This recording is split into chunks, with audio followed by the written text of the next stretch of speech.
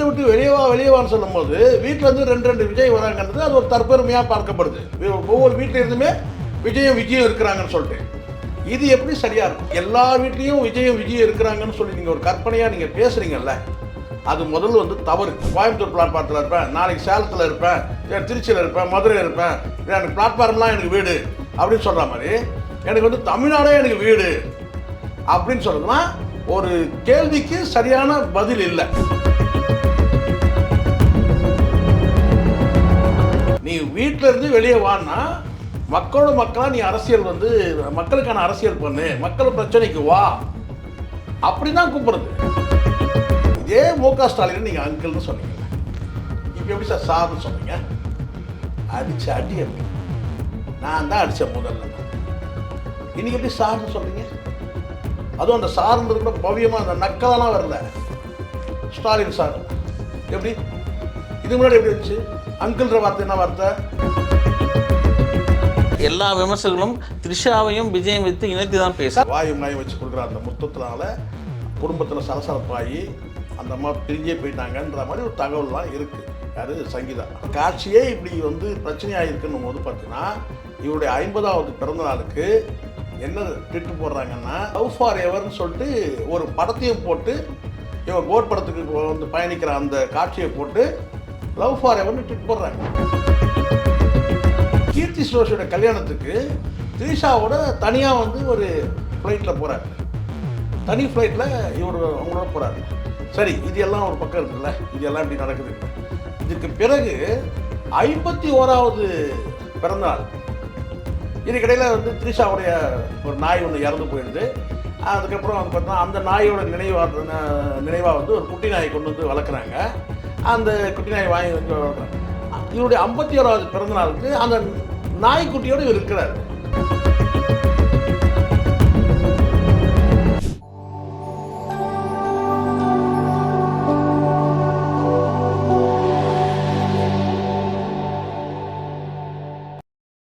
நேயர்களுக்கு வணக்கம்.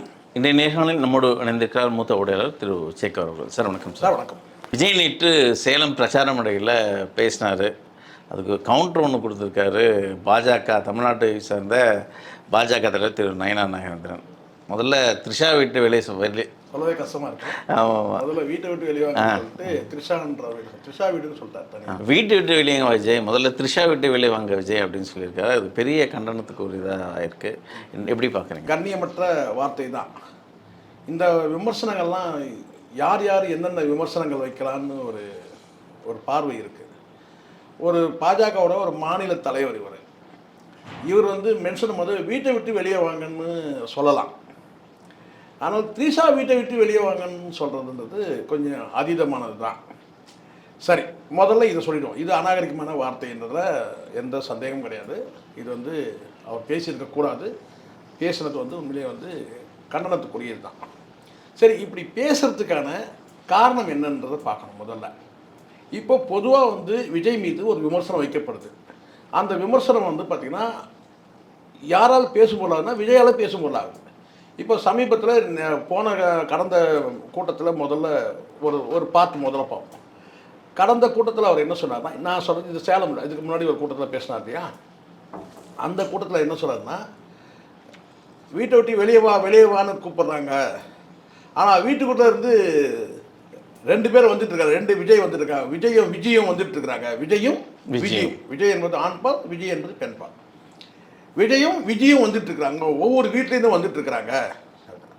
உங்கள் மீது வைக்கக்கூடிய விமர்சனம் என்னென்னா, விஜய் நீங்கள் வீட்டை விட்டு வெளியே வந்து பொது அரசியலுக்கு நீங்கள் வந்து வாங்க, மக்களுக்கான பிரச்சனைகளை மக்களோட மக்களாக வாழுங்கன்னு சொல்கிறது தான் வீட்டை விட்டு வெளியே வாங்கன்னு சொல்கிறது. மக்களோட மக்களாக இருங்க அப்படின்னு சொல்கிறது தான் உங்களை வீட்டை விட்டு வெளியே வாங்கன்னு சொல்கிறாங்க. அப்போ வீட்டை விட்டு வெளியேவான்னு சொல்லும்போது வீட்டிலேருந்து ரெண்டு விஜய் வராங்கன்றது அது ஒரு தற்பெருமையாக பார்க்கப்படுது.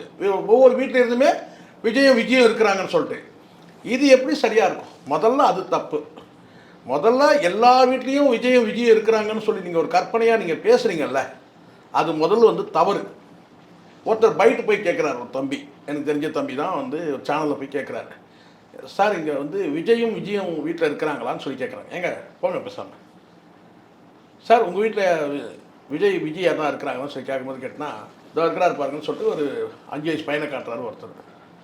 ஸோ இது வந்து என்னென்னா, நீங்கள் வந்து தற்பெருமையாக வந்து எல்லார் வீட்லேயும் விஜயம் இருக்கிறாங்கன்னு சொல்கிறதே வந்து தப்பு. முதல் தமிழ்நாட்டில் எல்லார் வீட்லேயுமே வந்து விஜயம் இருக்கிறாங்கன்றது முதல் தப்பு. சரி, இது செகண்ட் இப்படி வரும். அதுக்கு அடுத்த கூட்டத்தில் இப்போ என்ன சொல்கிறாருன்னா, என்னை வந்து வீட்டை விட்டு வெளியே வான்னு சொல்கிறாங்க.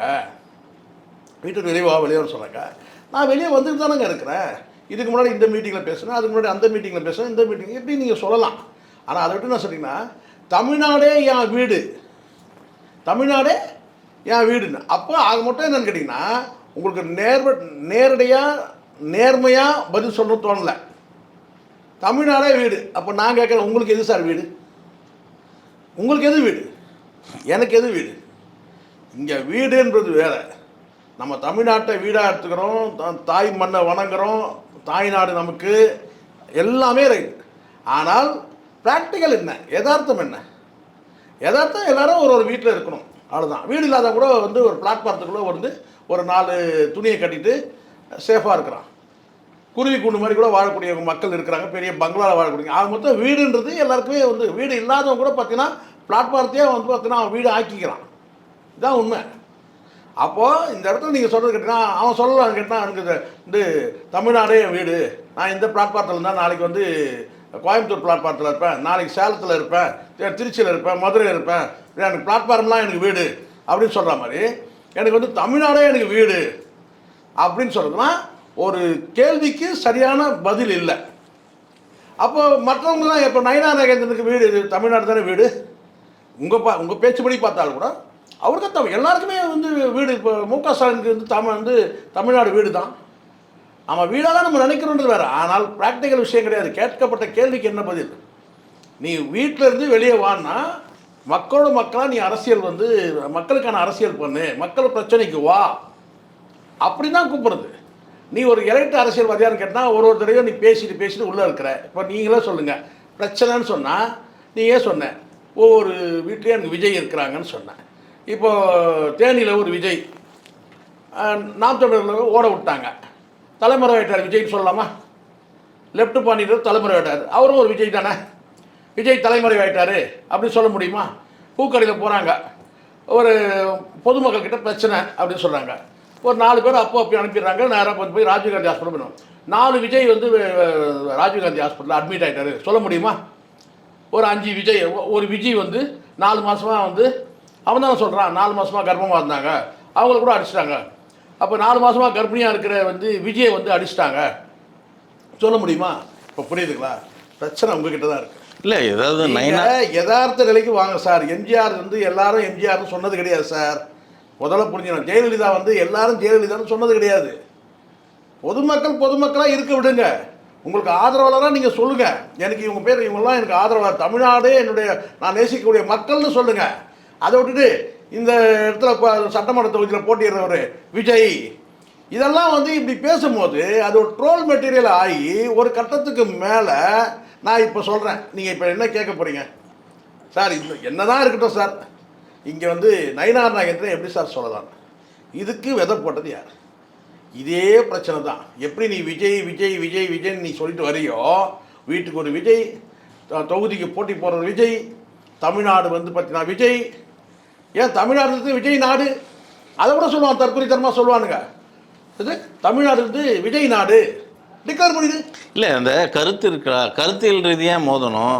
ஆனால் இது தனிநபர் தாக்குதலாக இருக்கு சார். இது தனிநபர் தாக்குதல்ன்றது ஏதோ இந்த ஒரு சம்பவத்தை மட்டுமே நீங்கள் வச்சு பேசுகிறாங்க. கடந்த காலத்தில் எடுத்துங்க, தனிநபர் விமர்சனம் எல்லாம் பேசிட்டு தான் இருக்கிறாங்க.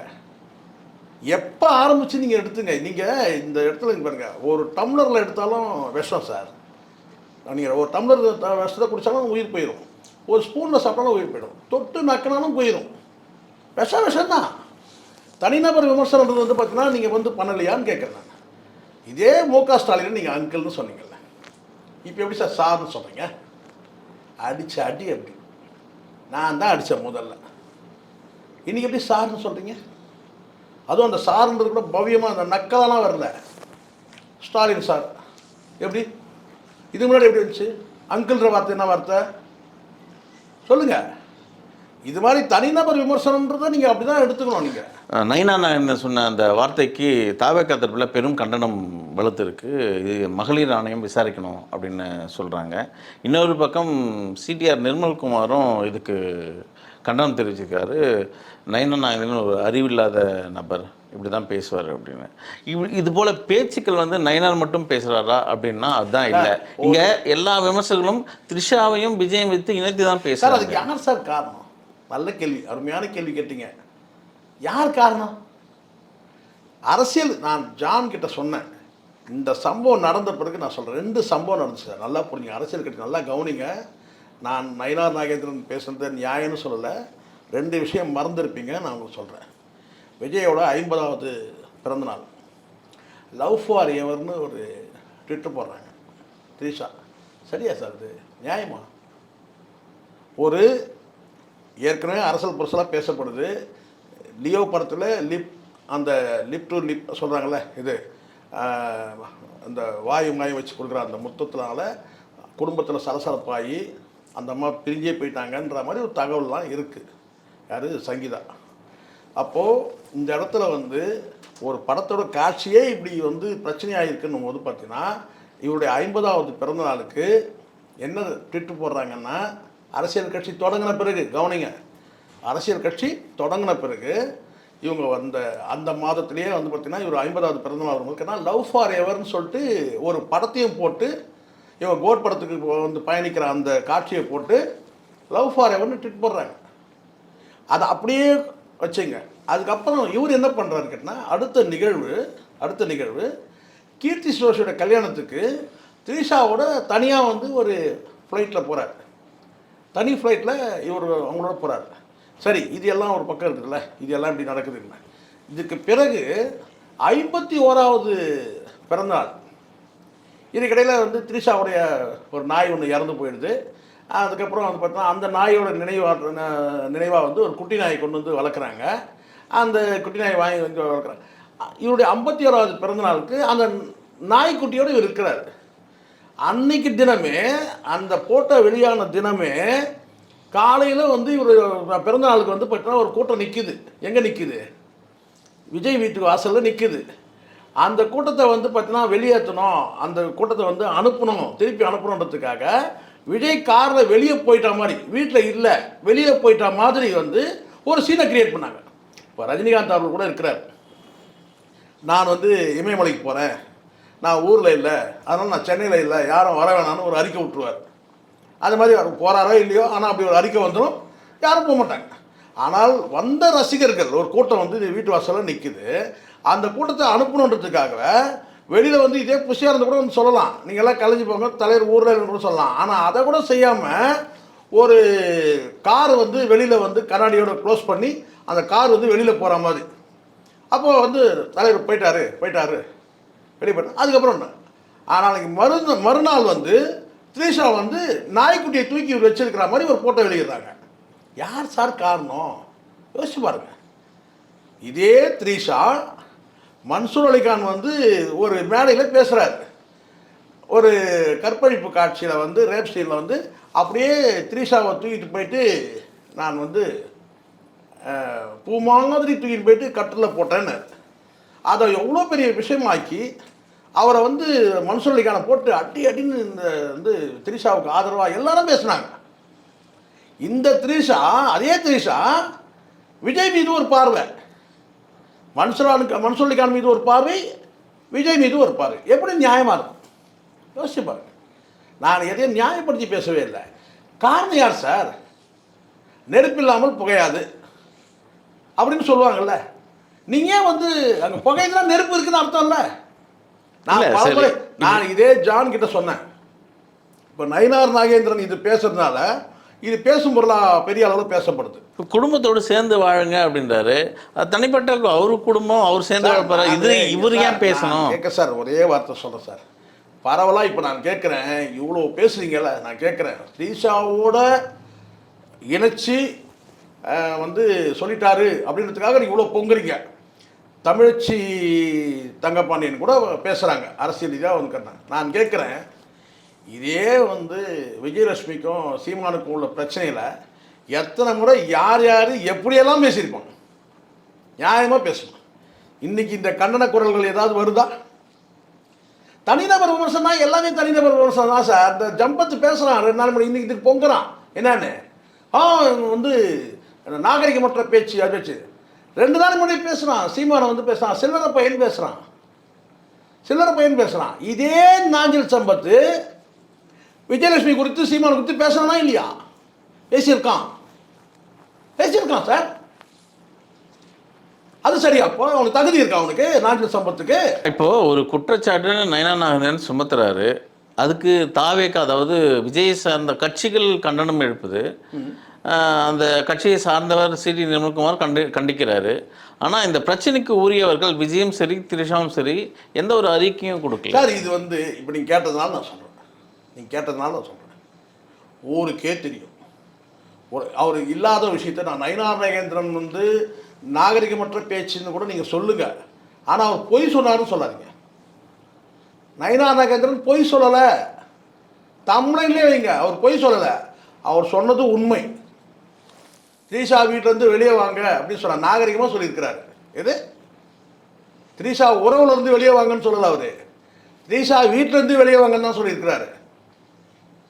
உண்மை என்னன்னா எல்லாருக்கும் தெரியும். ஏன் இந்த வலைபேச்சில் இருக்கிற இந்த அந்தப்புறம் அந்தண்ணையும் பீலா பிஸ்மியை கூப்பிட்டு கேளுங்க, வீடு வாங்கி கொடுத்தாருன்னு சொன்னவனுங்க. அதுக்கப்புறம் அவன் கொஞ்சம் கோல்டு காயின் கொடுத்தவனே கேட்டால் அந்த வீடு அவர் வாங்கி தரல, அவங்களே வாங்கிட்டாங்க. இன்னைக்கு உண்மை. நம்ம சிலர்லாம் சொல்லக்கூடாதுன்னு நம்ம நினைக்கிறோம் சார். நமக்கும் ஒரு நாகரிகமாக நம்மளும் பேசணும்னு நான் எல்லாருக்குமே தெரியும். இல்லை நயினார் பேசுறதுக்கு தகுதியா இது அப்படின்ற ஒரு கேள்வி இங்கே இருக்கு சார். நான் இப்போ சொல்கிறேன், இங்கே ஒரு விஷயம் சொன்னேன். திரிஷா வந்து நேரடியாக வந்து அரசியலுக்கு வரல, அரசியலில் ஒரு நடிகையாக இருக்கிறாங்க, அவ்வளோதான். கடந்த காலத்தில் இதே விஜய் அவரும் இணைச்சி பேசுகிறத அவங்க கடந்து போன காலமும் உண்டு. ஏன் கடந்து போனாங்க?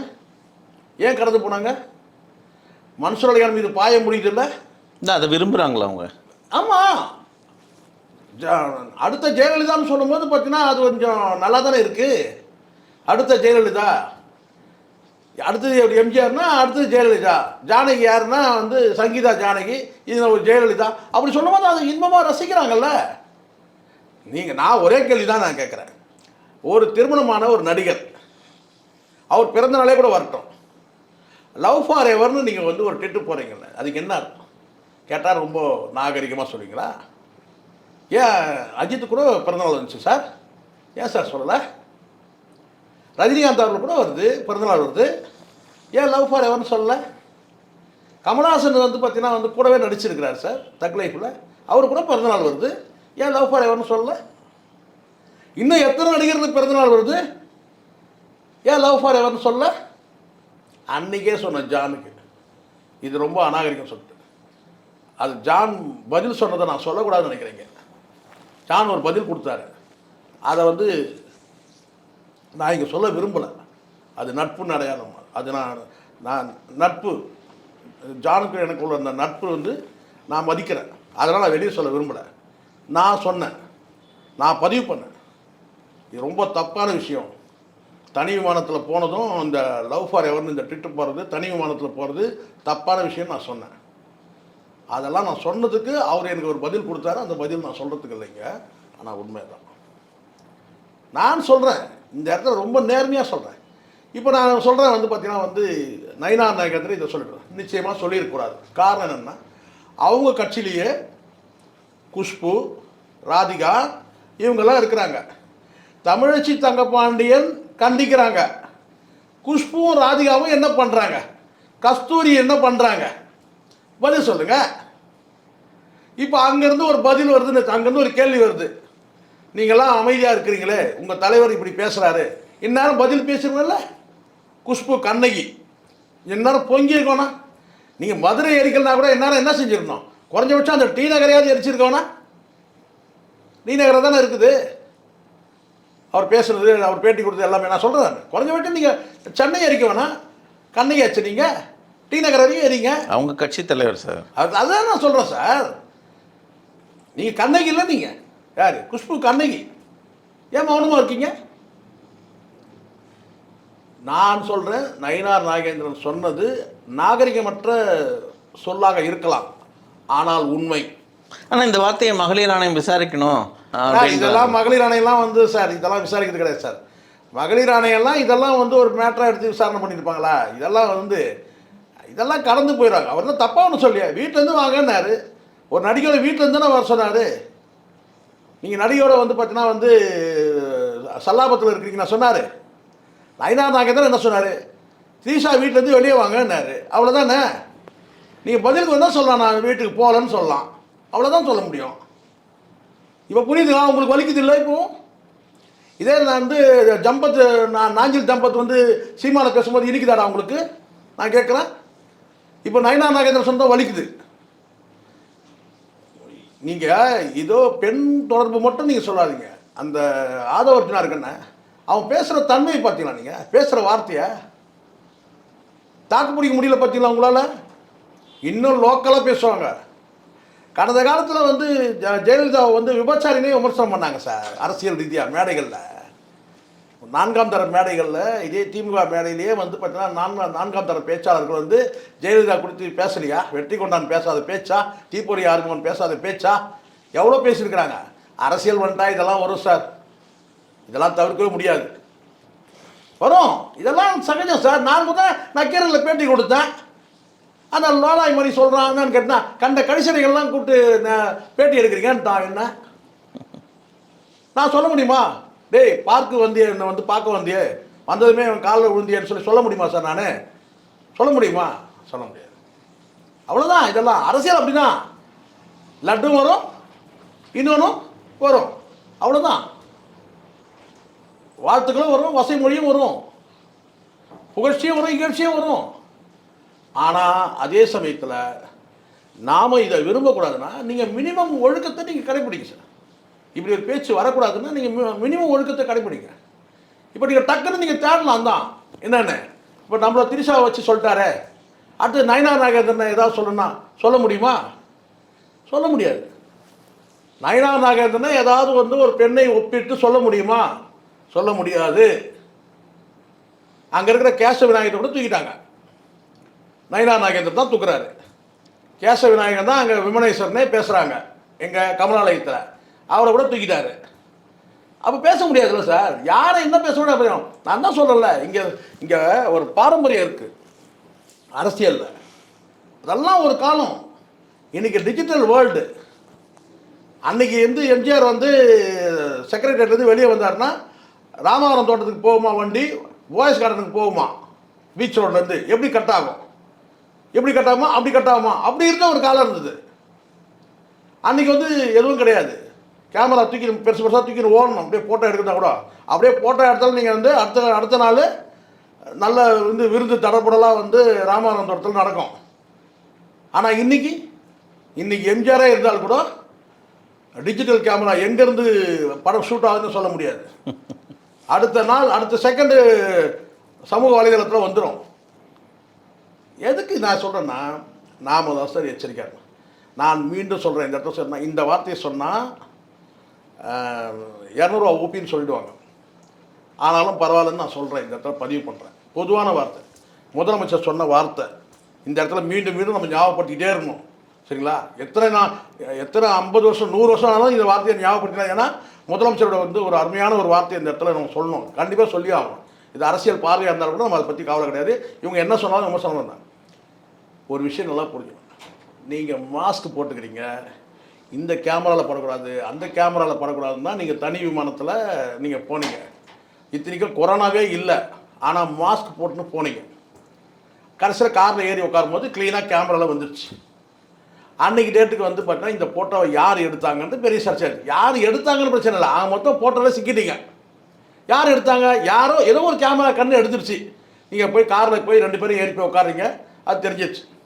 அதுக்கப்புறம் ஃப்ளைட்டில் அந்த லிஸ்ட்டே வந்துடுச்சு. ஸோ இன்றைக்கி எல்லாமே டாக்குமெண்ட் வைஸாக எல்லாமே இருக்குது. டிஜிட்டல் வடிவத்திலே இருக்குது, பேப்பர் வடிவத்திலே இருக்குது, வந்துடுச்சுங்க. இதுக்கு தான் வந்து என்ன சொன்னார்னா, முதலமைச்சர் ஒரு வார்த்தை சொன்னார். என்னன்னா, இன்றைக்கி படுக்கை அறையும் கழிவறையும் தவிர்த்து மீதி அத்தனை இடமும் பொது இடம் ஆயிடுச்சு. நீங்கள் கேமரா இல்லைனாலும் சிசிடிவி இருக்குது, எல்லார் பாக்கெட்லேயும் கேமரா இருக்குது. எல்லா இடத்துலையும் கேமரா இருக்கு. படுக்கை அறையும் கழிவறையும் தவிர்த்துட்டு மீதி எல்லா இடமும் பொது இடமாயிடுச்சு, எச்சரிக்கையாக இருங்கன்னு சொன்னார். இதை வார்த்தை வேறு யாரும் சொல்லவே இல்லை. சொன்ன வார்த்தை சக அமைச்சர்களுக்காக சொன்ன வார்த்தை, உண்மையும் கூட. அப்போ நாம தானே சார் எச்சரிக்கையாக இருக்கணும். நீங்கள் வந்து கேமரா கண்களில் மாட்டிக்கிட்டு இன்றைக்கி அவர் இதை சொன்னார் இவர் இதை சொன்னார் சொல்லக்கூடாதுல்ல. நீங்கள் வீட்டை விட்டு கிளம்புறீங்கன்னா எங்கே போகிறீங்க எங்கே வரீங்கன்றத உங்கள் ஊடகமே, நீங்கள் ஏற்பாடு பண்ண ஊடகமே வந்து பாட ஆரம்பிச்சிடறாங்க. விஜய் வீட்டை விட்டு வெளியே வந்தார், காரில் ஏறினார், தலை குப்புற பார்த்தார், நிமிந்து பார்த்தார், கவுந்தடிச்சு படுத்துக்கிட்டார், நிமிந்து பார்த்தார், வானத்தை பார்த்தார், குதிச்சார், மண்ணில் கால் வைத்தார். ஆமாம், அந்த ஊடகத்தில் இப்போ அந்த சேலம் தானே இருக்கிறோம். தொண்டர் ஒரு கை கொடுக்குறாரு, கையை தட்டி பார்க்கணும்ல. இதெல்லாம் வந்து நான் சொல்லுவேன், விஜய் இன்னைக்கு எழுதி வச்சுங்க. இந்த கல்ட்டு இதெல்லாம் என்னுடைய அனுபவத்தில், என் தொலைநோக்கு பார்வையில் சொல்கிறேன், என் எண்ணம் அது கிடையாது. நிச்சயமாக நான் சொல்கிறேன், இந்த நிலைமை விஜய்க்கு எதனால் தெரியுமா காரணம் சொல்லிட்டாங்க. நமக்கு குடும்பத்தோடு இல்லை. ஜான்கிட்ட படித்து சொன்னேன். ஜான்கிட்ட படித்து, ஆனால் ஜானை குறை சொல்ல முடியாது இந்த விஷயத்தில். ஜான் அதெல்லாம் வந்து ஏன்னா ஸ்ட்ராட்டஜி ரெடி பண்ணும்போது பார்த்தீங்கன்னா ஒரு அட்வைஸை தான் பண்ண முடியும், கட்டாயப்படுத்த முடியாது. இன்றைக்கி காரணமே என்ன கேட்டினா, நீங்கள் என்னைக்கு நீங்கள் மனைவியை நீங்கள் இழக்கிறீங்களோ, உடலாலும் உயிராலும் நீங்கள் இழந்தீங்கன்னா நீங்கள் வந்து பார்த்தீங்கன்னா நடப்பணும். நான் சொல்கிறேன், விஜய் நடப்பணும். நான் சொல்லுவேன், அடித்து சொல்லுவேன், யார் பேரும் நான் சொல்லுவேன். நீங்கள் மனைவியை நீங்கள் நேசிக்காமல் ஊரில் இருக்கிற பொம்பளை நீங்கள் நேசிச்சிங்கன்னா இந்த மாதிரி அசிங்கம்லாம் உங்களுக்கு வரும். எம்ஜிஆர் இருந்தார், எம்ஜிஆர் அப்படி இருந்தார். எம்ஜிஆர் குடும்பத்தோடு இருந்தார். குடும்பத்தோடு இருந்து அதுக்கப்புறம் வந்து பார்த்தீங்கன்னா சொல்லலாம், நீங்கள் இவங்க லிவிங்கில் இருந்தாங்க, அவங்க லிவிங், அதெல்லாம் அது வேறு. ஆனால் மனைவியை இழக்கூடாதுல்ல. நீங்கள் மனைவி இழக்கூடாது. நெட்ரிக்கன்னு ஒரு படம் இருக்குது, அதை பாருங்கள். ரஜினி வந்து விமனேசன் படத்தில். ஆனால் லக்ஷ்மி அவர் வந்து பயணப்படுற அந்த வாழ்க்கை, லக்ஷ்மி போராடுவாங்க. தன் கணவன் வந்து விமனேசன் வந்து தன் பிள்ளைகளுக்கு தெரியக்கூடாது. யாருக்கு? வெளி உலகத்துக்கு முதல்ல. அடுத்தது தன் பிள்ளைகளுக்கு தெரியக்கூடாதுன்றதுக்காக வந்து அவங்க போராடுவாங்க, லக்ஷ்மி அந்த கேரக்டரை. அதே மாதிரி தான் வந்து சங்கீதாவும் போராடி ஒரு கட்டத்துக்கு மேலே போடான்னு விட்டு கிளம்பிட்டாங்க.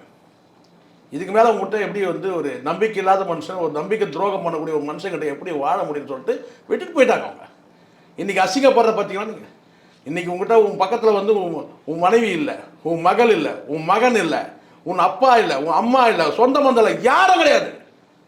மாமா வேலை பண்ணுற ஜெகதீஷ் இருக்கிறான், மாமா வேலை பண்ணுற புஷியானந்த் இருக்கிறான், மாமா வேலை பண்ணுற வந்து பார்த்தீங்கன்னா அமாவாசை இருக்கிறான். யார்? ஆதவர்ஜனை தான் சொல்கிறேன். இதுங்களெல்லாம் தாண்டி ஒரு ஸ்ட்ராட்டஜிஸ்ட் என்ன பண்ணிட முடியும் நீங்கள் நினைக்கிறீங்க? நல்லவன் ஜான், எனக்கு தெரியும். ஜான் ஒழுக்கமானவன் சார், நல்லவன். நான் பழகியிருக்கிறேன். அவன் ஜென்டில்மேன், இன்னும் சொல்லப்போனான் டீசெண்டானவன். வியூகத்தை மட்டும் அமைச்சு கொடுக்குறான். இதெல்லாம் பண்ணனா அவன் என்ன பண்ண முடியும்? வியூக அமைப்பால் என்ன சார் பண்ண முடியும்? இது முழுக்க நீ பொறுக்கித்தனம் பண்ணுற. அவன் என்ன செய்ய முடியும்? முடிஞ்ச வரைக்கும் பண்ண முடியும், போராட முடியும், அவ்வளோதான். இந்த பேர்லாம் இன்றைக்கி நயினார் நாகேந்திரன் பேசணும் நீ பொங்குற இல்லை, ஃபுல்லாக ஃப்ளாஷ் ஆகுது இல்லை, எல்லாரும் பேசுவான் நாளைக்கு. காரணம் என்ன? நீங்கள் மனைவியோடு இருக்கணும், குடும்பத்தோடு இருந்தீங்கன்னா இதெல்லாம் வந்து சார் குடும்பத்தோடு தான் முதல்ல நயினார் நாகேந்திரன் இப்படி சொல்ல முடியுமா சார்? சொல்ல முடியாது சார். நீ குடும்பத்தை விட்டுட்டு குடும்பத்தையே வந்து உட்காந்து கூத்தடிக்கிற, இதுதான் உண்மை. நீ பெண்களுக்கு பாதுகாப்பு இல்லைன்னு நீ சொல்கிற, பெண்களுக்கு பாதுகாப்பு இல்லைன்னு சொல்கிற. நான் சொல்கிறேன், நீ சொல்ல முடியுமான்னு கேட்குறேன் நான். நீ வீட்டுக்குள்ளே குத்து விளக்கு ஏற்றி வைக்கிற பெண் இல்லை, தாய் இல்லை, மனைவி இல்லை, கும்மாரம் குத்தாட்டம் போடுற கும்மாரம் போடுற நடிகையை கொண்டு வந்து கூத்தடிக்கிற வீட்டுக்குள்ளே விமர்சனம் வரதான் செய்யும். தொடர்ந்து பேசுவோம் சார். பொது வாழ்க்கையில் யார் வந்தாலும் அந்த ஒழுக்கத்தை கடைப்பிடிக்கணும், அதுதான் உங்களுக்கான ஒரு அங்கீகாரத்தை கொடுக்கணும்னு எடுத்துக்கலாம். உங்கள் நேரத்தை உங்களுக்கு மிக்க நன்றி. நன்றி சார்.